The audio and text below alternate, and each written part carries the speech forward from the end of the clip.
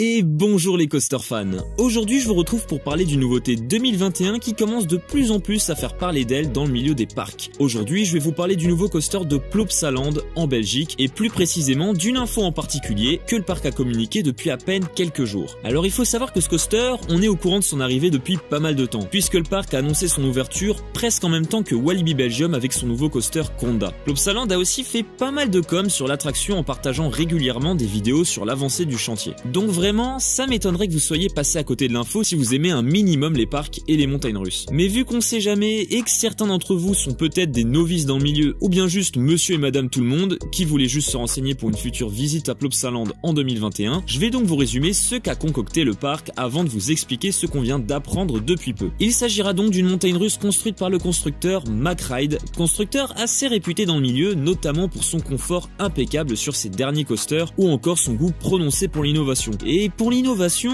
on va être en plein dedans avec le coaster de 2021, puisqu'il s'agira d'un modèle encore unique en Europe, un Extreme Spinning Coaster. C'est en fait une montagne russe où les rangées de sièges tournent sur elles-mêmes, ce qui lui donne son nom de spinning, mais plus extrême que les autres coasters de ce type, en général plus doux et visant un public familial. Et c'est ça qui le rend si unique et incroyable. Il y aura notamment deux launches, qui sont donc des moments de propulsion, plusieurs inversions, des airtime et d'autres éléments bien sympas. Il existe déjà aujourd'hui un seul coaster de ce genre à Silver Dollar City aux États-Unis, du nom de Time Traveler, apparemment super sympa à faire. Mais je vous avoue que celui de Plopsaland risque bel et bien d'être le meilleur au monde dans cette catégorie, ayant plus d'éléments intéressants que son homologue américain. Et contrairement à l'actuel unique coaster du modèle, la thématisation sera différente puisqu'il aura une particularité qui promet d'être vraiment dingue, et c'est d'ailleurs ce qui m'a poussé à vous faire cette vidéo. Ce coaster sera en collaboration avec Tomorrowland. Comment ça, qu'est-ce que c'est Tomorrowland ?